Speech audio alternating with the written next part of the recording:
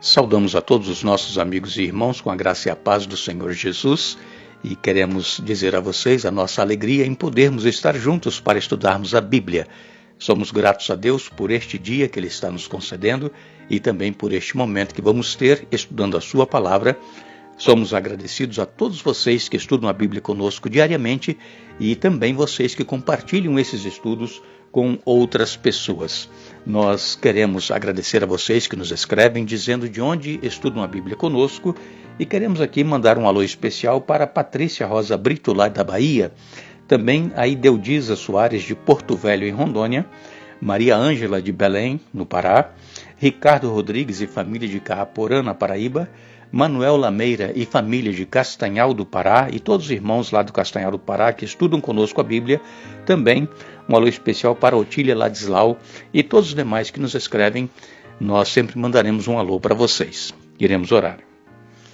Querido Pai que estás nos céus, estamos diante da Tua presença agradecidos por todas as bênçãos que nos tens concedido, agradecidos por este dia de vida que temos e também por este momento que vamos ter estudando a Tua Palavra. Suplicamos a unção do Teu Espírito Santo para que possamos compreender aquilo que Tu tens a nos falar e que possamos, ó Deus, colocar em prática em nossa vida. Pedimos que perdoe os nossos pecados e que abençoes a todos os irmãos e amigos onde quer que estejam estudando a Bíblia conosco, especialmente aqueles que pedem orações. Tu sabes muito bem as necessidades de cada um, conceda as bênçãos conforme a Tua vontade, em nome de Jesus. Amém. Ontem, no estudo que fizemos, iniciando o estudo do capítulo 7 de Daniel, nós falamos aqui a respeito do sonho que Daniel teve, e este sonho foi no primeiro ano do reinado de Belsazar, que já havia sido morto nessa ocasião agora, quando nós estamos aqui estudando, e Dario havia assumido o reino e depois Ciro, mas Daniel então ele viu que surgiram do mar tempestuoso 4 animais, 4 bestas, e estes animais simbolizavam os reinos universais que existiram e que iriam existir. Por exemplo, estava existindo Babilônia quando Daniel sonhou, depois viria a Medopérsia, depois a Grécia, depois Roma e depois a divisão dos reinos, e não haveria mais um quinto reino universal, um quinto reino terrestre dominando o mundo. Mas o quinto reino universal, ele é simbolizado por aquela pedra que Nabucodonosor viu no sonho da estátua, e a pedra derrubou aquela estátua, esmiuçou e fez um grande monte.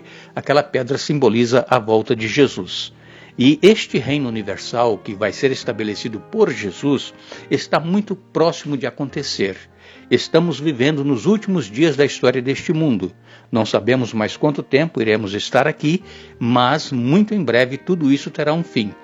E então Daniel, ele viu o leão, ele viu o urso, viu o leopardo, mas ele viu também o quarto animal, terrível e espantoso, diz aqui, né, em Daniel capítulo 7, depois disso eu continuava olhando nas visões da noite, e eis aqui o quarto animal, terrível, espantoso e sobremodo forte, o qual tinha grandes dentes de ferro. Ele devorava e fazia em pedaços e pisava aos pés o que sobejava, era diferente de todos os animais que apareceram antes dele, e tinha 10 chifres. Daniel 7, verso 7. Então, este reino, o quarto reino universal, que foi o reino de Roma, ele foi o reinado mais longo que existiu. Ele começou antes de Cristo e durou até o ano 476 da nossa era. Foi um reinado muito longo, de 168 a.C. até 476 da nossa era. Vejam, foram quase 600 anos de domínio do Império Romano. E era um império duro que, simbolizado pelo ferro lá da estátua, né, ele saía esmiuçando tudo. Era um reino muito forte, muito poderoso. Ele dominou povos, nações, e também nós vemos que o profeta Daniel, ele contemplando então na sua visão noturna este Império Romano, surgindo no cenário político militar mundial na figura deste animal terrível e espantoso, um animal diferente, um animal exótico. E Daniel nem encontrou nome apropriado para esse animal, somente disse um animal terrível e espantoso. A visão que Daniel teve deste animal era uma visão aterradora, era uma visão assustadora, porque tinha grandes dentes de ferro que simbolizava que tinha garras fortes, garras, predadoras, que não largava sua presa depois de agarrá-la. A imagem que tem deste animal é que este animal devorava e fazia em pedaços e pisava aos pés o que sobejava, diz aqui Daniel, capítulo 7, verso 7. Então isso aqui revela o domínio absoluto que Roma exercia sobre reis e reinos conquistados. E quem se opusesse ao reinado de Roma, com certeza iria sofrer as consequências, porque tudo lhe era posto sob os pés, diz aqui Daniel capítulo 7, verso 7. Ninguém resistia ao poderio da máquina de guerra que foi montada pelo Império Romano durante centenas de anos. E nenhum poder absoluto e centralizado foi tão demorado e chegou a alcançar território tão vasto em toda a história das civilizações mundiais. E o profeta viu que esse quarto animal terrível e espantoso, ele tinha 10 chifres, e isso nos faz relembrar a estátua do sonho de Nabucodonosor, que também tinha os 10 dedos nos pés. Vocês se lembram? Os pés eram misturados com barro e com ferro. E então simbolizava que o Império Romano iria ser dividido em 10 outros reinos, e não mais iriam se misturar, e que não mais haveria um domínio universal de um reino. E isso nós vemos até hoje acontecendo, não conseguiram mais unir as nações em uma só, tem tentado unir, por exemplo, lá na Europa, estão tentando fazer um só país, com uma só ideologia, com uma só moeda, e a Inglaterra já saiu fora. Então vejam que não é possível mais unir os povos, cada um pensa de uma forma, de uma maneira, e quer ter o seu domínio, o seu poderio. E então, nós vemos que, durante este episódio que Daniel estava vendo na visão profética, este quarto animal, 3 chifres caíram, foram arrancados. E esses 3 chifres, eles deram lugar a um outro chifre pequeno. Então, o domínio, como eu disse agora há pouco, era absoluto. O domínio unificado do Império Romano lá no Ocidente, ele durou até o ano 476, como eu disse agora há pouco, da nossa era.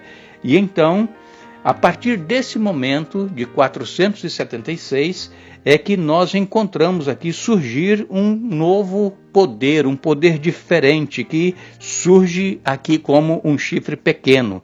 Mas este chifre, apesar de ser pequeno, ele tem força suficiente para derrotar 3 chifres e ocupar o lugar na cabeça desse animal terrível. E então pergunta, qual foi o reino ou domínio que comandou as ações políticas na Europa a partir da queda do Império Romano Ocidental, que foi em 476 da nossa era? Nós encontramos aqui somente um poder, uma organização político-religiosa que tomou força. Este poder religioso viu que os políticos estavam perdendo a sua força, estavam perdendo o domínio, não tinha mais controle sobre os seus reinos, as suas nações que eram unificadas, e então este poder político, ele começa então a ganhar força. É um poder político religioso. E nesse poder religioso e político estavam ali os bispos de Roma, que pertenciam a Roma ocidental, daquele governo que durou até o ano 476. E então, durante alguns anos, estes bispos dessa igreja, eles vinham imitando o poder imperial. Eles tinham sonhos de subjugar a seu domínio não somente a igreja, mas também todo o império. Era o sonho dos bispos religiosos daquela ocasião.